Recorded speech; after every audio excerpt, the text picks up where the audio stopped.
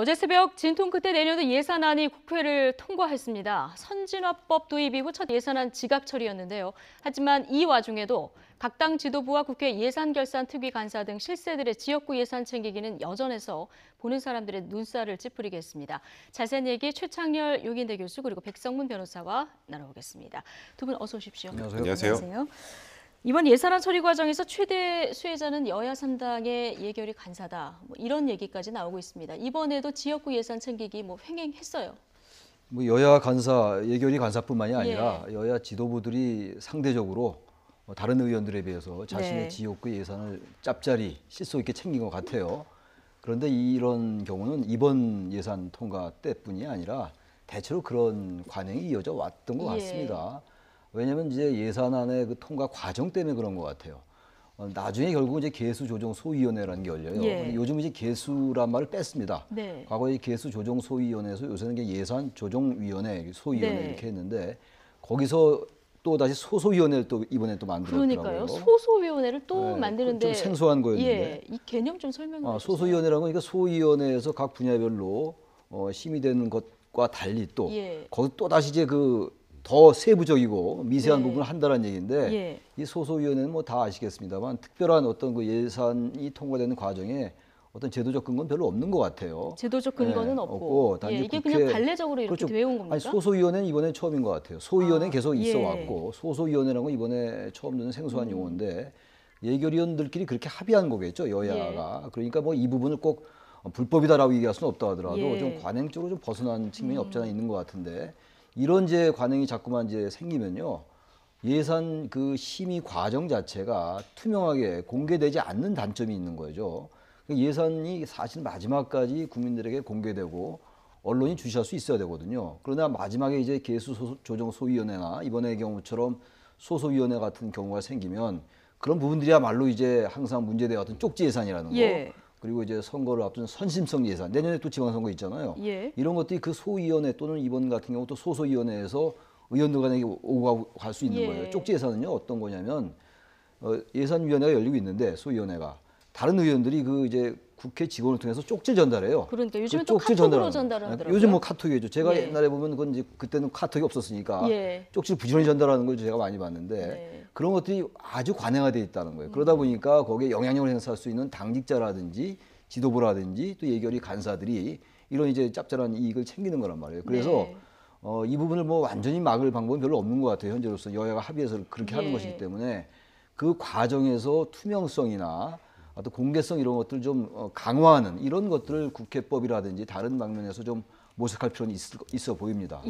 그러니까 지금 말씀하신 소소위원회 법적 근거가 없기 때문에 뭐 회의록도 안 남긴다고 하거든요. 그러니까 말씀하신 대로 뭔가 조금 개선할 필요는 있다 이런 생각은 드는데요. 사실 우리 세금으로 마련이 되는 이 예산안 관련해서는 국민들이 정확하게 어떤 방식으로 이 예산이 어떻게 배정이 됐구나를 알 수 있어야 되는데 조금 전에 말씀하셨던 것처럼 일단 법적 근거도 없고 거기다가 회의록도 없으니까 그 안에서 무슨 얘기를 했는지도 알 수 없고 근데 이 예산이 별안간 왜 SOC 예산이 이렇게 올랐지? 이런 부분들을 국민이 확인할 길이 없잖아요. 근데 물론 이번에 참여했던 뭐 예결위 간사들이나 원내대표들은 펄쩍펄쩍 뛰죠. 아니 이거 우리가 그런 거 야합해가지고 받아간 게 아니고 이거 꼭 필요해서 받아갔다고 하는데 꼭 필요하면 왜 필요한지에 대한 정확한 근거들이 좀 나와야 되는데 갑자기 돌연 일단 복지 예산이 한 1조 5천억 정도 줄고 SOC 예산이 한 1조 3천억 정도 늘었는데 거기에다가 이 실세들 소위 말하는 실세라고 하는 분들의 지역구에 관련된 SOC 예산이 늘다 보니까 이게 결국 그걸로 주고받고 예산을 딜을 한 게 아닌가라는 의혹에 눈초리해서 자유로울 수가 없어요. 이분들도 억울하시다면 조금 전에 말씀하셨던 것처럼 이런 과정이 어떤 과정을 거쳐서 이렇게 예산이 책정이 됐는지 국민들이 좀 정확하게 알 수 있도록 뭐 그런 제도적 장치는 반드시 필요하다는 생각이 들고요. SOC 예산도 반드시 필요한 부분이라면 당연히 배정을 해야죠. 뭐 그거는 뭐 이분들한테 배정이 됐다고 해서 그걸 잘못했다고 할 수는 없겠지만 가끔 보다 보면 우리가 그런 얘기 하잖아요. 뭔가 SOC 예산이 편성이 돼서 그 지역에서 뭔가를 만들었는데 아무도 사용하지 않는 그런 일들 많이 봤잖아요. 그게 말 그대로 이제 선심성, 그냥 홍보성으로만 쓰고 이 예산을 일단 편성만 해놓고 일단 만들어 놓고 아무도 사용하지 않는 그런 흉물만 생기는 경우도 꽤 많았단 말이에요. 그러니까 좀 더 보편타당한 방법들을 검토해볼 필요는 분명히 있는 것 같습니다. 그러니까 이러다 보니까 지역구에서 이제 실세 의원들에게 표를 줄 수밖에 없는 이런 상황이 이제 반복이 되는 그런 상황인데요. 지금 말씀해 주셨듯이 이 지역구 예산 이렇게 배정이 되면서 지금 빠져나간 예산이 뭐 기초연금이라든가 아동수당 이런 복지 예산 관련 부분이 많거든요. 그렇기 때문에 국민들이 더 화가 많이 난 것 같아요. 그러니까 그 지역구의 유권자들, 지역구 예. 국민들께서야 뭐 그렇게 싫을 이유가 없겠죠. 그런데 국회의원들은 지역구를 대표하기도 합니다만 국민 전체를 대표하는 국민의 대의기구고 헌법기관이잖아요. 그렇다면 지금 이번 정부가 특히 이 사회적 복지 이쪽에 상당한 중점을 두는 그런 철학도 가지고 있는 거잖아요. 예. 그래서 사회복지에 대해서 관심이 많이 깊어진 건데 복지 예산이 지금 1조 5천억이 줄었어요.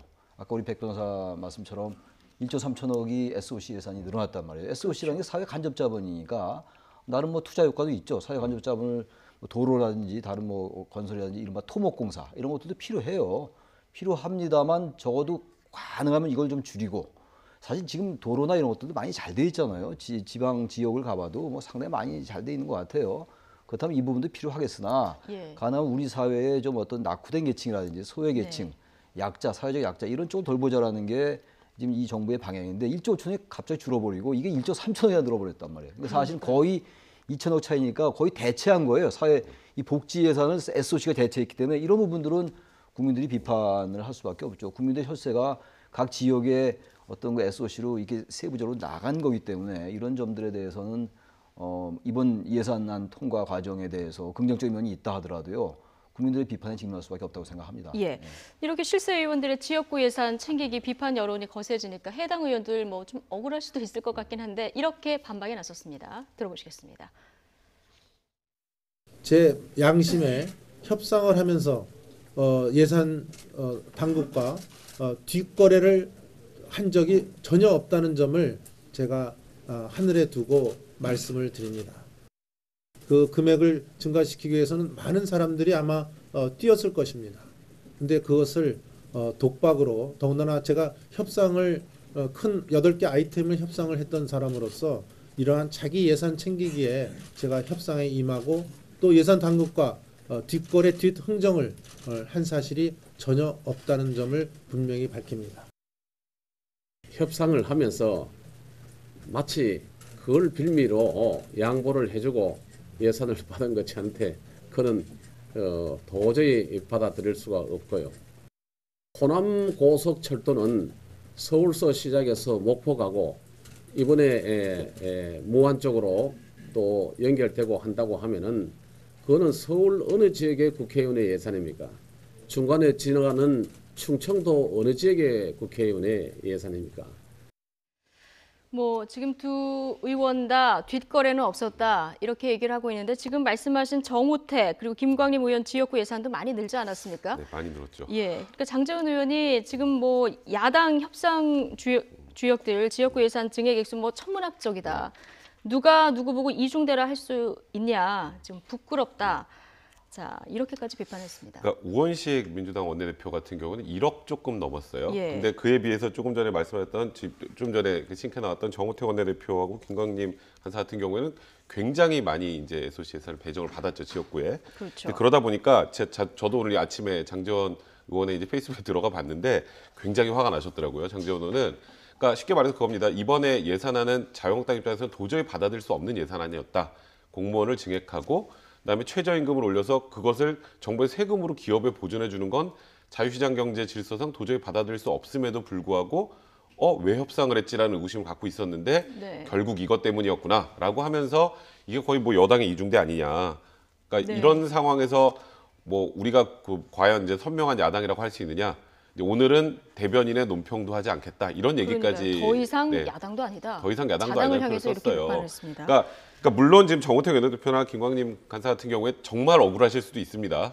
그건 이해는 되는데 네. 근데 문제는 하필이면 이 협상에 참여했던 분들의 지역구와 관련된 부분만 많이 증액이 된 건 또 분명히 사실이에요. 네. 그걸 어떻게 우리는 그 과정에서 전혀 상관없이 그냥 갑자기 여기가 너무 필요해서 여기 배정했습니다라고 하면 사실 믿기가 쉽지 않죠, 국민들이. 그러니까 네. 그런 국민들의 목소리 중에 일부를 또 장재원 대변인이 얘기를 하다 보니까 야당 내부에서도 이 문제가 계속 좀 시끄러울 가능성이 좀 있을 것 같습니다. 네, 정우택 원내대표 같은 경우는 이번 그 예산안 협상 과정에서 리더십에 대해서 당내 비판을 많이 받지 않았습니까? 근데 그 와중에서도 지금 지역구 예산은 결과적으로는 잘 챙긴 셈이 됐어요. 근데 의원들이 그런 것 같아요. 어떤 당 차원에서 예. 그리고 입법부의 일원으로서 하는 얘기와 지역구와는 상당히 이 머릿속에 이 폴더가 좀 다른 것 같아요. 제가 폴더가 다르다, 아예. 예, 아예 달라서 네. 어쨌든 챙겨야 된다라는 거. 뭐 챙기는 게 꼭 무슨 뭐 다른 사람을 위해서 하는 게 어쨌든 국민이니까 뭐 그 자체를 뭐 비난할 수는 없다 하더라도요. 아무튼 지금 뭐 이번에 정우택 원내대표가 여야 합의해 준 다음에 그 다음 날 의원총회에서 추인을 못 받았잖아요. 그 당내에서 상당한 비판에 직면하고 있고 리더십 문제까지 나오고 있는 것 같아요. 지금 예. 말씀처럼. 그래서 어쨌든 자신의 지역구에선 깔끔하게 챙기는 거죠. 그러니까 정부와의 여야 보면요. 정부 여당이라고 합니다만 또 이 관료들도 마찬가지입니다. 예. 관료들도 야당의 이른바 실세의원, 야당에 좀 영향력 있는 의원들에게는 또 잘해요 또 그런 얘기를 하면 또 짝짝 받아들여지고 이런 건 사실 국민들이 잘 모르는 거거든요. 그러니까 이런 부분들이 이건 꼭 밀실흥정이다, 야합이다라고 얘기하는 게 아닙니다, 제가. 예. 어쨌든 그러한 어떤 문화랄지 이런 게 분명히 있어요. 이건 무슨 뭐 보수 진보 정권의 문제하고 전혀 다른 문제예요. 관료와 예. 국회에 영향력 있는 의원들 간의 관계이기 때문에 이건 우리가 흔히 얘기하는 여야의 쟁투라든지 정치적 사안에 대한 논쟁 이것과는 전혀 별개의 차원의 이런 문화들이 존재한다는 거예요. 바로 이런 것도 이제 이렇게 극명하게 나타나는 거죠. 네. 어떻게 한 지역구에서 이렇게 100억씩 막 늘어나고 이럽니까? 네. 그리고 전체적으로 복지는 또 1조 5천억이 줄고 이런 것들은 국민들이 납득하기 어렵죠. 예. 뭐 자유한국당뿐만 아니라 뭐 국민의당도 마찬가지 마찬가지입니다. 상황인데요. 여야 공이 마찬가지입니다. 그러니까요. 예.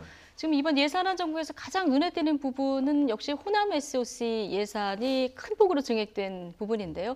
자, 이에 따른 뭐 비난이 커지니까 국민의당 이용호 의원이 호남이 그동안 소외된 지역이라 증액된 거다 이렇게 얘기하기도 했습니다. 들어보시겠습니다. 협상에 임한 사람이 어떻게 그럴 수 있느냐 그렇죠. 하는 건데 사실상 협상이 끝난 상황이었어요. 그러니까 3당의 합의가 완전히 끝난 상태였고 마지막에 이제 조금 증액 하는 그런 과정이었는데 근데 의외로 뭐 저희 그 지역에는 예산 배정이 거의 없이 그런 거에 대한 섭섭함이 좀 있었기도 했고요. 어차피 그런 것은 뭐 서로 주어진 한정된 마지막 예산 조금 남은 거 가지고 서로 이 분배하는 과정이기 때문에 저로서도 뭐 절박함이 있었던 것. 이 호남 지역은 SOC의 낙후 지역입니다. 지난 10년 동안 거의 투자된 게 없다시피 했고요. 예. 그래서 민주당 역시 호남의 SOC에 대해서는 좀 더 배려를 할 필요가 있다고 하는 그런 공감대가 있었던 것이. 네, 이 SOC 예산에서 저 호남 지역이 좀 소외돼 있었다 이런 얘기를 하는데 이 부분은 뭐 그 자체로는 좀 일리는 있어 보입니다. 네, 그 부분은 뭐 충분히 일리가 있죠. 그리고 예. 호남이 그동안에 SOC 관련해서는 굉장히 홀대를 받았다는 얘기도 많이 있었고 지난 11월에 국민의당에서 문재인 정부에서 또 호남 SOC 대폭 삭감했다고 그거 가지고 문제 제기했던 적도 있었고요. 예. 그래서 그런 측면에서는 좀 이해가 가는 발언이긴 합니다. 그리고 근데 다른 측면에서 바라보면 이번에 예산안의 협상 과정에서 제일 중요한 역할을 했던 게 결국 국민의당 아니겠습니까? 국민의당이 노했으면 결국 안 됐겠죠. 네. 그러다 보니까 집권 여당에서도 국민의당을 배려하지 않을 수가 없었을 것 같고요. 국민의당 하면 지금 어쨌건 호남의 지역구를 둔 의원들이 가장 많은 곳이기 때문에 그쪽으로 갈 수밖에 없는 역학적인 문제도 있었던 것 같은데 이용호 의원 같은 경우는 사실 좀 아쉬웠던 부분은 있었어요. 이번에 본인의 지역구 예산 굉장히 많이 따낸 거 맞습니다. 예. 그리고 말씀하셨던 것처럼 호남이 낙후됐기 때문에 더 절실하게 그 예산을 따내려고 노력을 했다까지는 좋은데 이제 페이스북에 이제 본인 스스로 단 댓글에 그러니까 지역 구민들이 이제 뭐 화이팅 뭐 이런 것들 이제 댓글로 쓰지 않으셨겠습니까? 예. 그러니까 거기다 대고 제가 이 예산을 따내지 못하면 예산안 다 엎어버리겠습니다. 이런 네. 답글을 다셨어요. 그러니까요. 그러니까 그런 답글은 물론 이제 그 의미 자체가 진짜로 본인이 엎어버리겠다는 뜻보다는 결기를 보였다 뭐 이 이런 정도로 걸좀 생각하시 과장해서 좋게 표현을 한 생각하면 거겠죠. 되는데 예. 이제 그런 얘기들이 이제 페이스북 SNS를 통해서 이렇게 돌아다닌다는 것 자체가 사실 좀 너무 경솔한 부분이 아니었을까 저는 개인적으로 그 부분을 좀 지적을 해드리고 싶네요. 네, 어쨌든 국민의당은 이번 예산안 통과 과정에서 이 캐스팅 보터로서의 역할을 충분히 잘 활용을 한 것 같아요. 게다가 이제 뭐 다들 보도가 됐습니다만 예. 그 무안공항에 그 호남 KTX가 또 경유하게 이 부분도 굉장히 실속 있게 그렇죠. 따낸 거죠. 그러니까 뭐 언론 일반의 보도처럼 신뢰와 명분을 챙겼다라는 거예요. 그리고 어쨌든 국민의당이 지금 이 집권 세력, 집권당의 예산안에 협조한 거잖아요. 그러니까 이 예산안 문제에 협조했다는 건 사실은 이 적폐청산이라는 것과도 전혀 무관하지 않은 거거든요. 그래서 어쨌든 집권 세력과 보조를 맞췄다는 그런 의미가 있는 것 같아요. 근데 문제는 이제 이 국민의당이 신뢰와 명분을 챙긴 건 좋은데 바른정당과 국민의당이 뭔가 통합 논의가 있는 상황 속에서 바른정당은 또 반대를 했기 때문에 이게 굉장히 미묘한 그런 정치적인 어떤 영향이 좀 있지 않나. 뭐 이따 이후에 그런 얘기가 나올지 모르겠는데 그런 생각도 좀 듭니다. 네. 이 예산 정국이 펼쳐지는 동안에 가장 경무에 시달리는 곳이 이제 기재부 공무원들 아니겠습니까? 어제 문재인 대통령이 피자 350판을 쐈다고 합니다.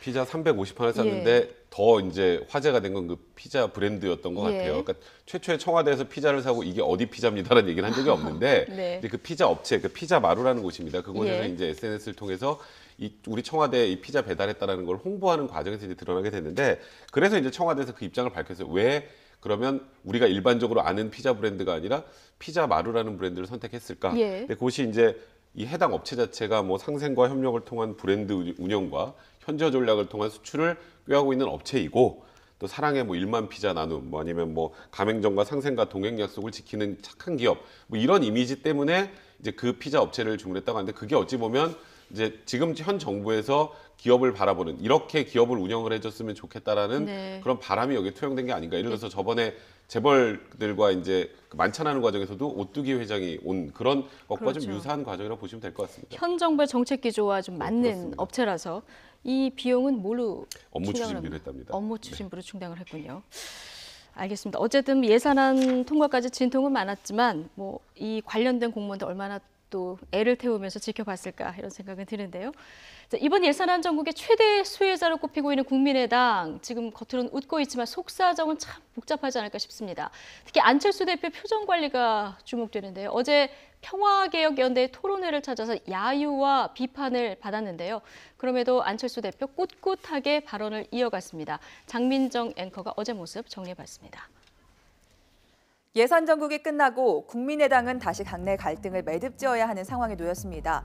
바른정당과의 통합 문제를 두고 어제는 토론회가 열렸는데요. 참석한 안철수 대표를 향해 거센 야유가 쏟아졌습니다. 통합 반대파 의원들이 주축이 돼 마련한 자리였거든요.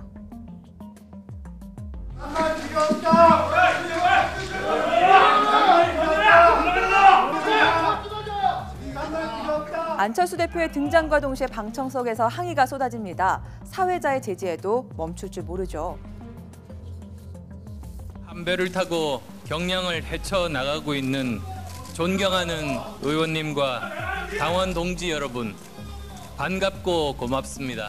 거대 양당에 맞서야 하는 의원 한 분 한 분도 어느 때보다 더 혈육처럼 그리고 거인으로 느껴집니다.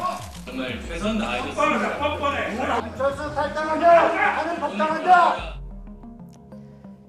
워낙 야유 소리가 커서 안 대표가 무슨 얘기를 하는지 잘 들리지 않을 정도였는데요. 그래도 안철수 대표 꿋꿋하게 인사말을 마무리했고요. 이어서 연단에 오른 김동철 원내대표가 대신 발끈했습니다. 서로 다른 목소리를 용인하고 화합하고 결속할 때 국민의당이 잘 될 수 있습니다. 저런 행태는 절대 좋지 않습니다. 절대 좋지 않습니다. 이 모임의 주축이라고 할 수 있는 박지원 전 대표가 발언을 할 때에는 분위기가 사뭇 달랐습니다. 박수의 환호성도 쏟아졌는데요.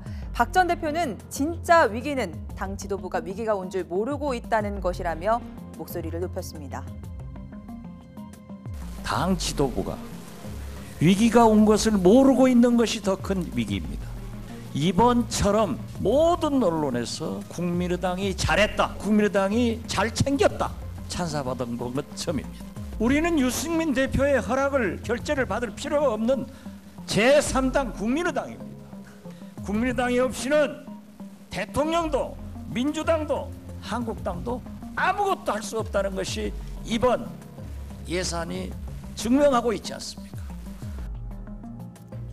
어제 토론회가 끝나고 안철수 대표와 박지원 전 대표는 깍듯하게 악수를 나누고 헤어졌습니다.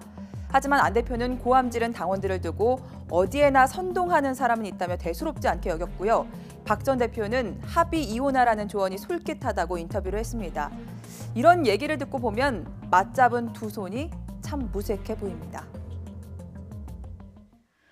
그래도 당 대표인데 철수하라 뭐 이런 야유까지 지금 고함을 저희가 들어봤는데 최창렬 교수님 어제 저 토론회장에 계셨었죠. 그래서 어제 제가 토론자로 나갔었는데 분위기 어땠습니까? 분위기가 아까 화면에 나온 그대로입니다. 그대로입니까? 안철수 대표가 이제 인사말을 하려 이제 시작을 했는데 인사말을 그 뒤에 이제 온 분들이 탈당해라. 여기 아까 탈당이란 말까지 안 나오는데 예. 탈당해라, 철수해라, 뭐 이런 얘기가 나왔는데 굉장히 그게 좀 오래 지속됐어요, 생각보다. 그래서 예. 상당히 좀 어수선하고 혼란스러웠는데 그게 어제 그 현장이 국민의당의 현재의 모습을 그대로 운변적으로 보여준 것이 아닌가라는 생각이 들어요. 물론 어제 그 통합개혁연대인가요? 거기 네. 그 세미나는 평화개혁연대. 평화개혁연대요.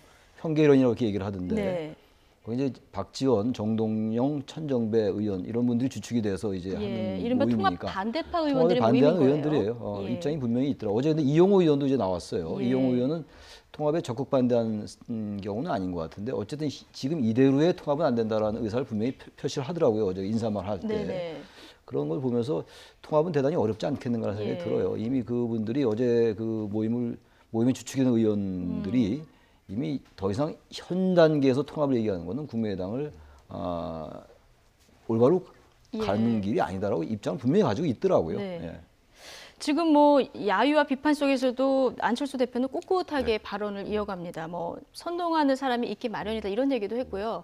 지금 한 배를 타고 경랑을 헤쳐가고 있는 당원 동지 여러분 이렇게 말을 시작해서 아주 꿋꿋하게 말을 또 이어갔습니다. 사실 안철수 대표 입장에서는 이런 곳을 외면할 수는 없죠. 예, 가서 분명히 대표니까요. 본인의 얘기를 해야 되고 아무리 반대하는 분들이 있어도 본인의 얘기를 상대방에 설득하려고 하는 것 그런 부분들에 대해서는 예. 저는 일단 개인적으로 그 부분을 좀 높게 평가를 하고요.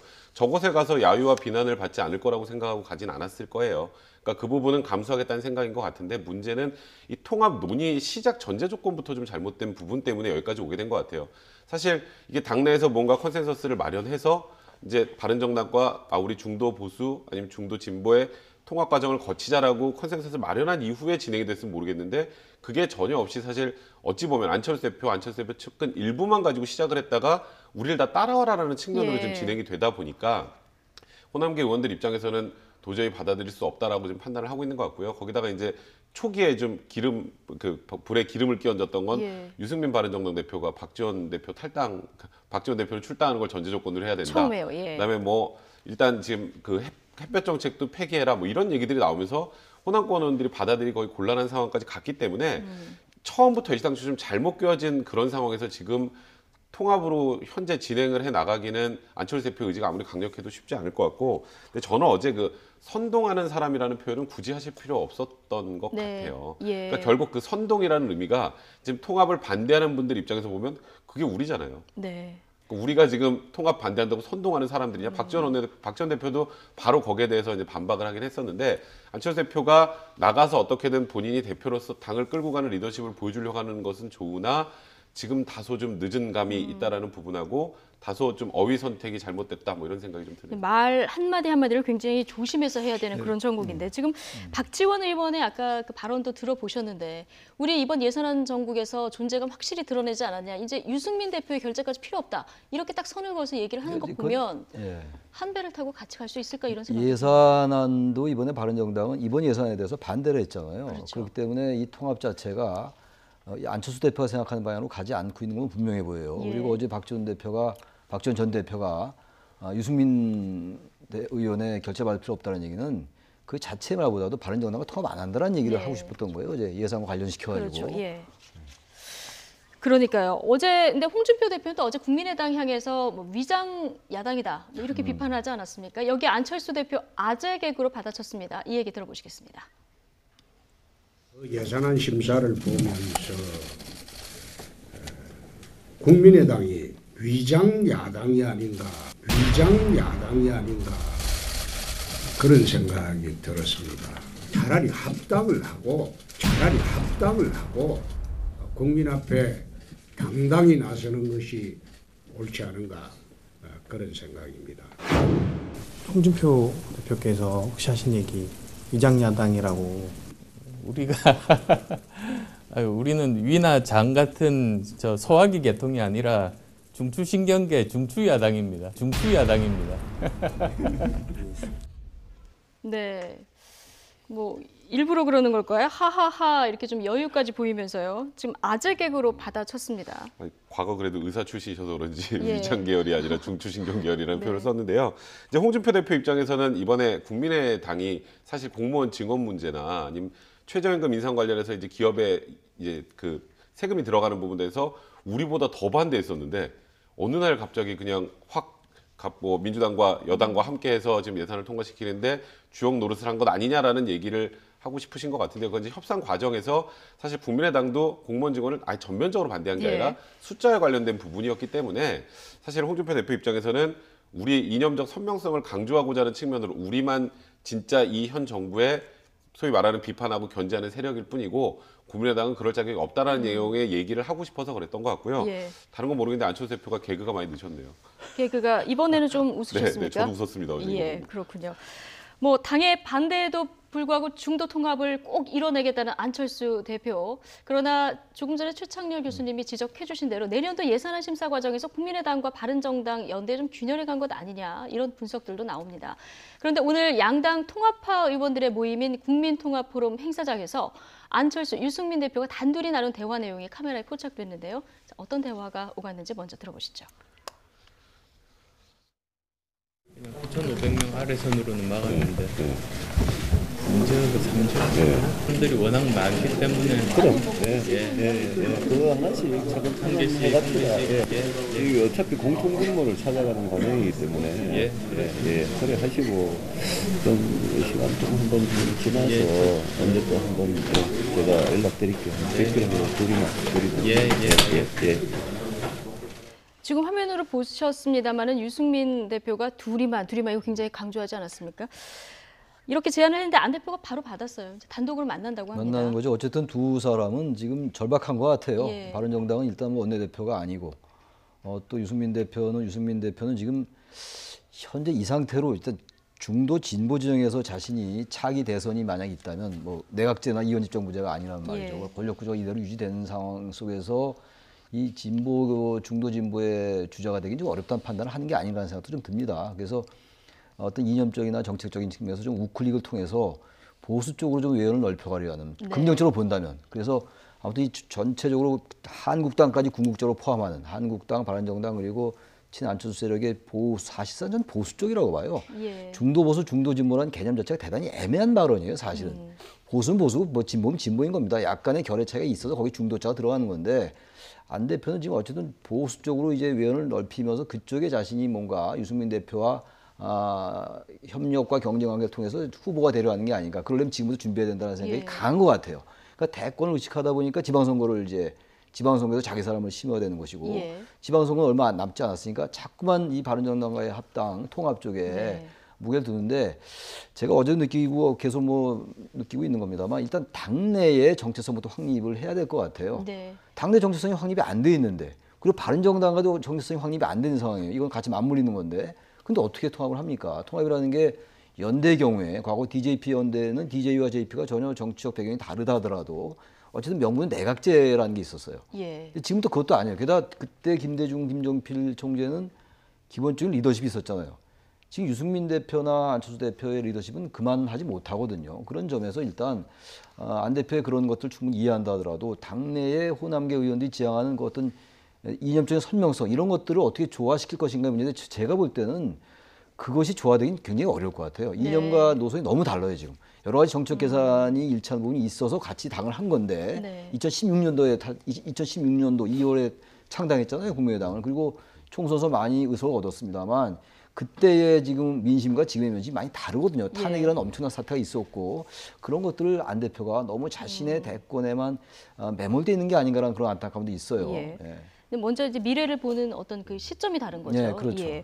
정체성 확립 먼저 돼야 되고 그리고 통합의 명분이 좀 더 선명해야 된다 그렇습니다. 이런 지적을 해주셨는데 유승민 대표 이 공무원 증원 부분 관련해서 국민의당이 잘못했다 이렇게 비판을 했는데 오늘은 보면 차근차근 하나씩 해나가자 이렇게 얘기를 하거든요. 사실 그 부분과 관련해서 그래서 국민의당과 바른정당의 연대가 정책연대도 깨지는 게 아니냐는 얘기가 나올 정도로 굉장히 강도롭게 처음에 비판했었습니다.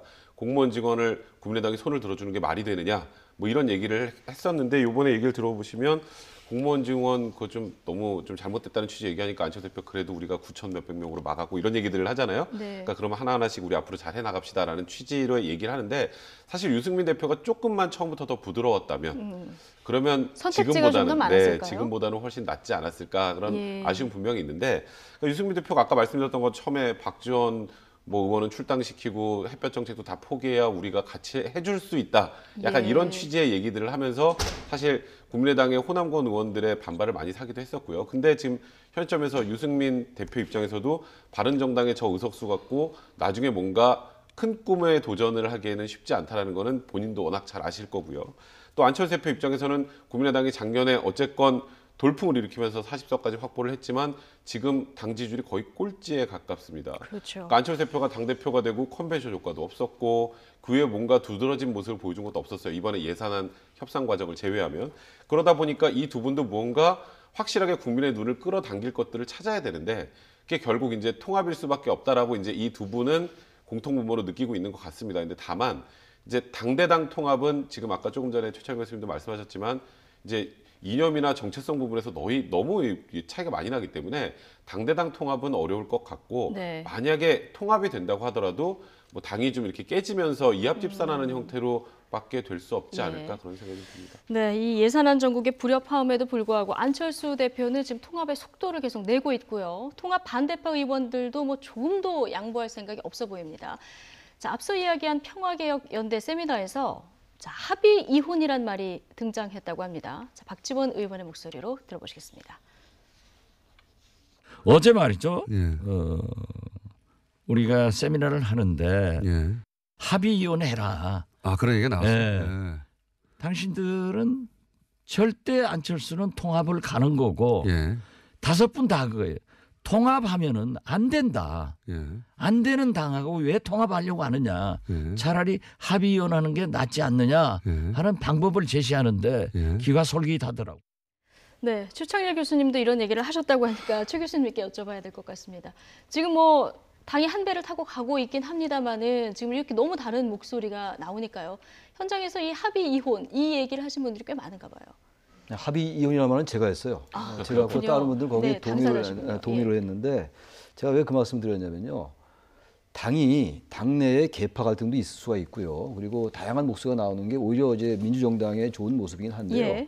제 판단으로는 현재 이 호남계 중진 의원들의 생각과 이 안철수계 의원의 생각은 본질적으로 달라요. 예. 일단 이분들은요. 현재의 민주당 정부의 이런 적폐청산에 도와줘야 된다라는 말을 분명히 하고 있어요. 지금 예. 천정배 의원도 어제 그 얘기를 분명히 했고 네. 인사말에서.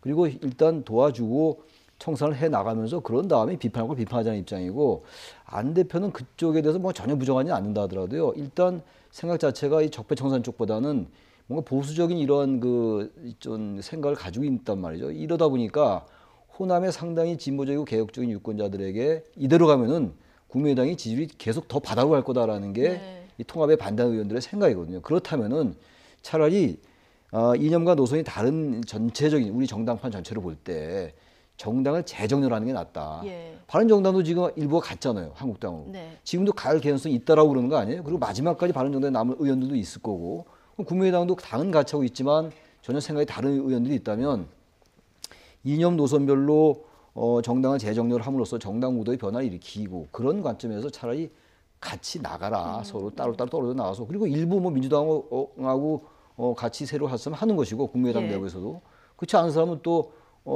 바른정당하고 합칠 수 있는 거고 말이죠. 그래서 전체적으로 지나치게 다당제 얘기를 하는데 예. 전 지금의 다당제 별로 의미가 없어요. 이렇게 이 양쪽에 적당하게 집권당 쪽에 표를 몰아줬다가 다시 제1야당 쪽으로 이런 건 다당제의 의미가 아니에요. 다당제라는 건요.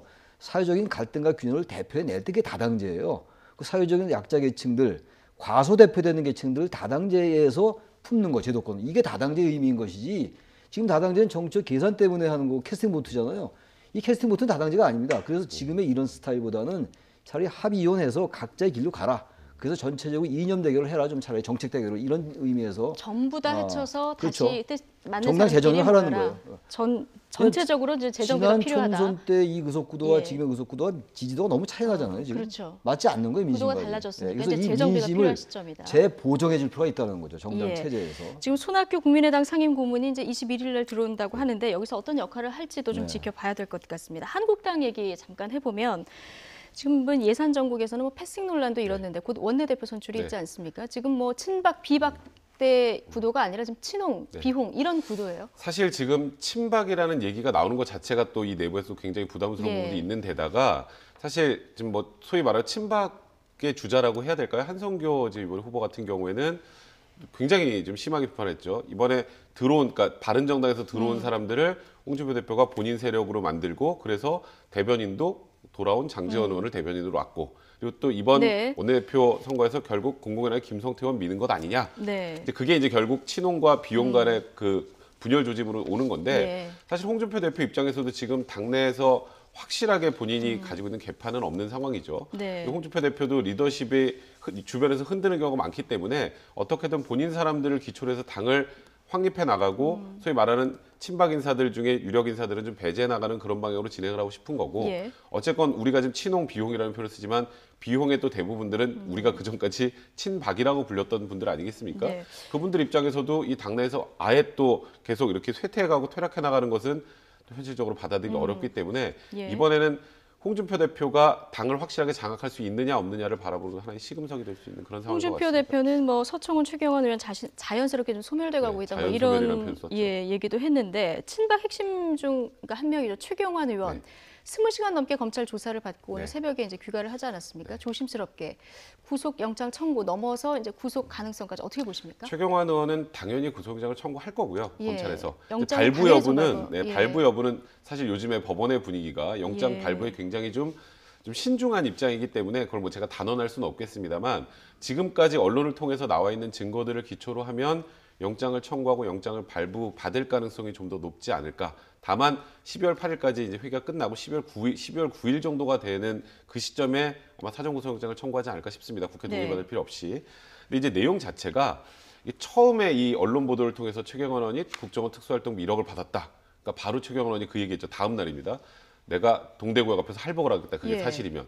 근데 그때까지는 단순한 의혹 제기 수준이었다면 언론이 증거나 그 증언이 네, 없었죠. 좀 그 당시에는. 부실했죠. 예. 근데 그 이후에 너무 많은 객관적이고 구체적인 증거들이 나온 게 이현수 전 국정원 기조실장이 본인 혼자도 아니고 다른 국정원 직원과 함께 그 당시에 야당, 그러니까 지금 현재 여당이죠. 야당이 국정원 특수활동비를 내서 자꾸 낮추려고 하는 움직임이 있으니까 돈을 가져다 줘야겠습니다. 라고 하니까 그 당시 이병기 국정원장이 예. 그렇게 하세요라고 해서 그 1억을 둘이 함께 장소가 이제 또 중요한데요. 장소가 예. 이렇게 어디 뭐 길거리 으슥한 곳이 아니라 최경환 의원 그 당시에는 이제 장관이었죠. 장관 집무실에 가서 줬다라는 거예요. 그러니까 이런 진술의 구체성이 하나 있고 장소가 제가 아까 말한 집무실이라고 했다는 건 그냥 아무나 거기 들어가지 못하잖아요. 예. 그곳에 이제 출입 기록 같은 것도 어느 정도 확보를 했을 거고 국정원 장부에도 최경환 의원의 회계장부에도. 이름이 올라와 있습니다. 그 정도 된다면 현실적으로 거의 입증이 됐다고 봐야 될 것 같고요. 그래서 최경환 의원이 할복하겠다는 입장에서 어제는 조금 자세를 많이 낮추지 않았습니까? 그렇죠. 그게 그런 배경이 아닌가 싶습니다. 억울함을 소명하겠다 이렇게 네. 낮췄는데 영장 청구 여부 그리고 또 혹시 청구가 됐을 때 발부 여부는 좀 지켜봐야 될 것 같습니다. 어제 서초동에 그 법원 근처에서 가장 주목을 받은 사람 하면 바로 이 사람이 아닐까 싶은데요. 어제 있었던 1심 선고에서 장시호 씨 검찰의 구형보다 높은 실형을 선고받았습니다. 재판부의 단호한 판결에 장 씨 당혹감을 감추지 못하는 표정이었는데요. 그동안 특검 도우미로 불리면서 수사에 협조했던 장시호 씨. 자, 이 영상으로 먼저 만나보시겠습니다. 장시호 정인, 제가 미우시죠? 네, 인간적으로는 미안하게 생각합니다. 괜찮습니다. 이모를 잘못 만난 운명이라고 생각하십시오. 꼭 뵙고 싶었습니다. 꼭 뵙고 싶었습니다.